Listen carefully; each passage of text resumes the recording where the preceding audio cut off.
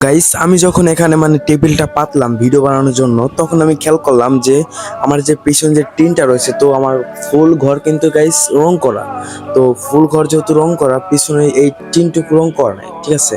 তো তখন ভাবলাম যে আমি ভিডিও বানাতে বসলাম, তো এই যে এই ভিডিওটা দেখেন গাইস, মানে পিছনে এই টিনের জন্য খারাপ দেখা যাচ্ছে।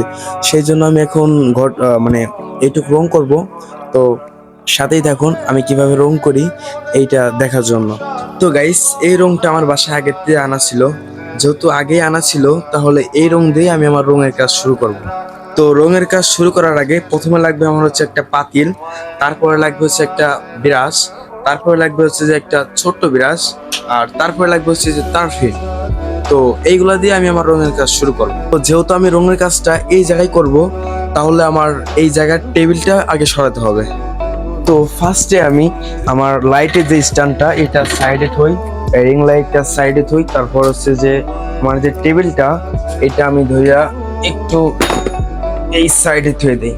তো এই সাইডে থোয়ার পর যে আমার যে টুলটা গাইস, এই টুলটাও এই সাইডে থুয়ে দেই। তো তারপরে জায়গাটা মানে মোটামুটি পরিষ্কার হয়েছে। তারপর আমি আমার ওয়াল প্যাড যাতে নষ্ট না হয়, সেই জন্য আমি একটা পলিথিন পাইতে দেবো, যাতে রং টং যা পরে আমার মানে এই পলিথিনের উপর পড়ে। রঙের কৌটো খোলার জন্য আমাকে মানে এইটা দিয়ে রঙের কৌটো খোলা লাগবে। তো রঙের কৌটোটা যখন খুললাম দেখলাম যে একটু রং আছে। তো যেটুকু রং আছে মোটামুটি আমার এটা হয়ে যাবে।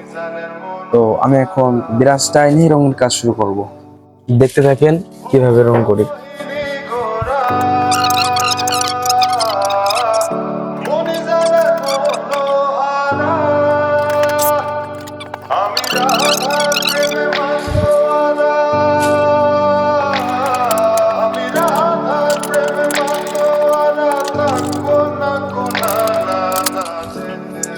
তো গাইস আমার রং করা কমপ্লিট হয়ে গেছে, তো আপনারা দেখেন কেমন হয়েছে।